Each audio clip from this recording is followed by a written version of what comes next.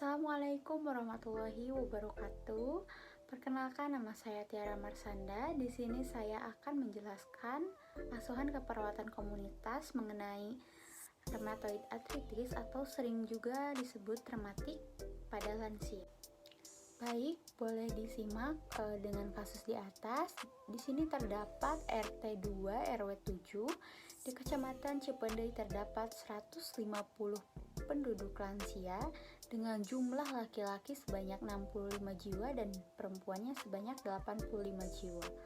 Berdasarkan hasil angket, 30% lansia yang mengalami masalah kesehatan rematik ini dan berdasarkan hasil angket 20% lansia yang melakukan pemanfaatan fasilitas kesehatan serta puskesmas dari penduduk yang menderita rematik.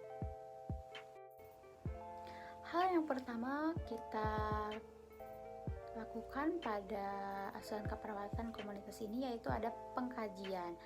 Di pengkajian ini yang pertama kita lakukan itu mengkaji data inti seperti lokasi, provinsi, kota, kabupaten, kecamatan, RT RW-nya.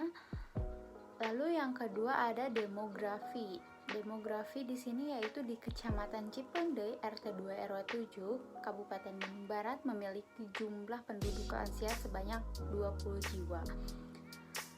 Laki-laki sebanyak 12 jiwa dan perempuannya sebanyak 8 jiwa. Di skenario kasus ada 150, di sini ada 20 jiwa. Lanjut, masih di data inti juga. Di sini ada status perkawinan. Di status perkawinan lansia di Kecamatan Cipendei RT 2 RW 7 Kabupaten Bandung Barat sudah menikah semua, tetapi masih ada yang utuh dan ada juga yang tidak utuh.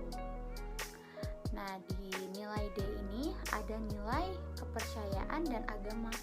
Mayoritas responden beragama Islam 100%. Berdasarkan survei terdapat masjid untuk beribadah dan sebagian besar lansianya suka mengikuti pengajian rutinan di masjid terdekat tersebut. Baik, di pengkajian selanjutnya itu ada data subsistem, di mana data subsistem ini pertama ada lingkungan fisik. Berdasarkan hasil observasi keberhasilan lingkungan di Kecamatan Cipendei di RT 2 RW 7 tepatnya Kabupaten Bandung Barat terjaga dengan baik.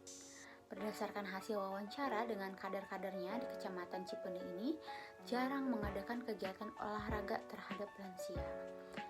Lalu di bagian selanjutnya ada di pelayanan kesehatan dan pelayanan sosial. Berdasarkan hasil wawancara bahwa pihak puskesmas atau pelayanan kesehatan jarang memberikan edukasi tentang penyakit rematik ini dan yang lainnya, karena jangkauan dari puskesmas sangat tidak terjangkau dan kurangnya tenaga kesehatan di desa tersebut. Dan berdasarkan hasil angket, 20% lansia melakukan pemanfaatan fasilitas kesehatan serta puskesmas. Jadi hanya sedikit yang memanfaatkan fasilitas kesehatan untuk lansia. Lalu di bagian selanjutnya itu ada ekonomi. Berdasarkan hasil studi dokumen bahwa 85% penduduk lansia ini kebanyakan sudah tidak bekerja dan hanya mengandalkan anaknya saja yang bekerja sebagai buruh pabrik. Berdasarkan hasil angket, 30% mengalami masalah kesehatan seperti rematik, osteoporosis karena pendapatannya tidak sesuai dengan kebutuhannya. Baik, di poin selanjutnya ada politik dan pemerintahan. Berdasarkan hasil wawancara kader bahwa mereka jarang mengkaji kesehatan pada lansia. Pada subsistem ini terdapat juga kader kesehatan namun belum terlalu memahami mengenai penyakit rematik. Di bagian selanjutnya itu ada transportasi. Berdasarkan hasil wawancara, jenis transportasi yang sering digunakan yaitu angkutan umum dan kendaraan pribadi milik warga Cipendei. Di poin selanjutnya itu ada komunikasi. Media komunikasi yang digunakan untuk memperoleh informasi pengetahuan tentang kesehatan Warga Cipendei mengetahuinya melalui televisi atau radio, media radio ya.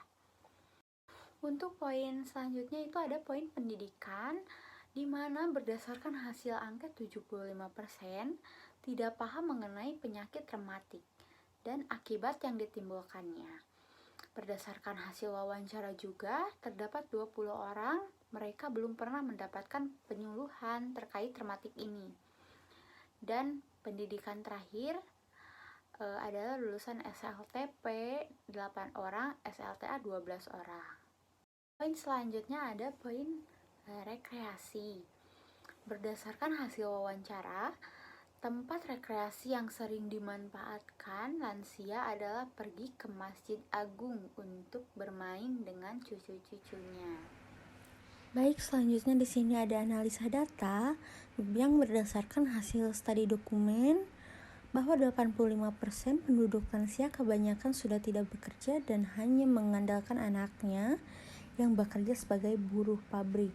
Dan berdasarkan hasil wawancara bahwa pelayanan kesehatan sulit dijangkau oleh masyarakat, lalu pihak puskesmas atau pelayanan kesehatan jarang memberikan edukasi karena sulit menjangkau wilayah, lalu jumlah kesehatan yang tidak mencukupi sehingga sulit untuk melakukan kegiatan di luar gedung.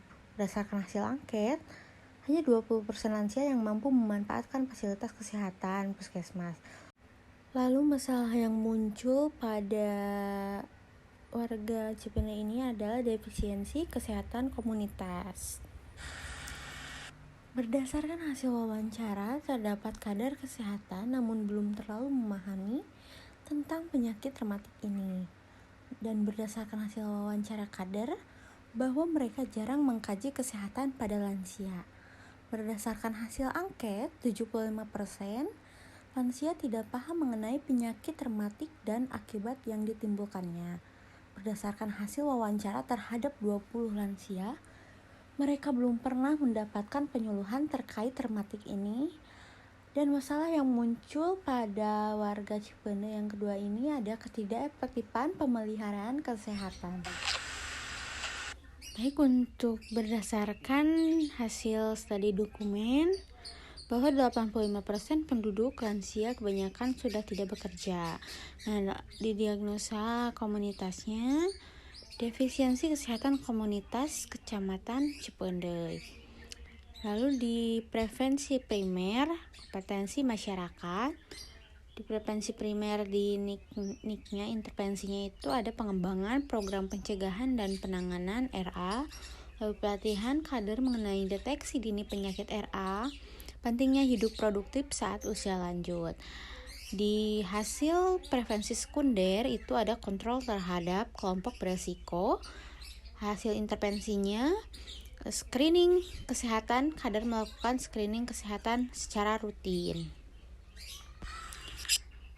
Lalu di prevensi tersier ini dengan hasil partisipasi tim kesehatan dalam keluarga, pengembangan sumber yang ada di komunitas.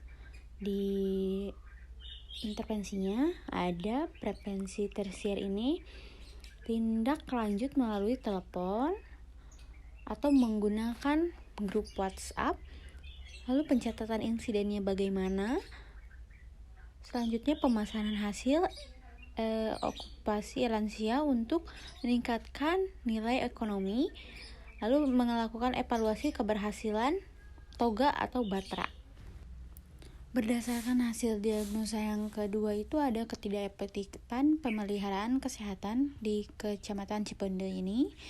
Yang pertama ada prevensi primer, pengetahuan perilaku sehat, mengenai pengetahuan atau juga kita melakukan promkes, gaya hidup sehat. Lalu di intervensinya melakukan penyuluhan kesehatan tentang rematik kepada masyarakat dan lansianya. Di prevensi sekunder, perilaku promosi promkes ya. Untuk di data sekundernya di sini ada partisipasi dalam pengambilan keputusan perawatan kesehatan. Lalu data sekunder yang diambil dari intervensinya pelatihan kader tentang lansia dan rematik. Lalu seminar mengenai lansia dan permasalahan bersama warga dan para tenaga sipil pemerintahan. Di prevensi tersiernya terdapat pengembangan sumber yang ada di komunitas.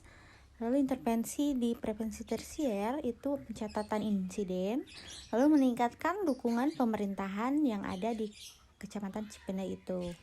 Cukup sekian yang bisa saya sampaikan. Mohon maaf apabila ada kekurangan. Wassalamualaikum warahmatullahi wabarakatuh.